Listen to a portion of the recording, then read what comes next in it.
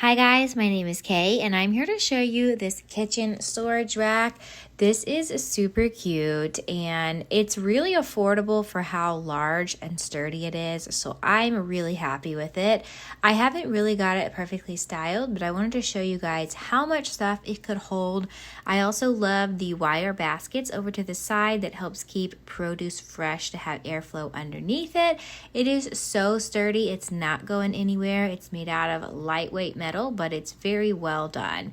It comes with wheels or flat pieces that you can put on the bottom, and the instructions were super easy to follow. It's all the same screws the whole way throughout, and the instructions have pictures. So overall, it only took about 15 minutes to put together, and I'm not good at putting stuff together, so I was very impressed by it.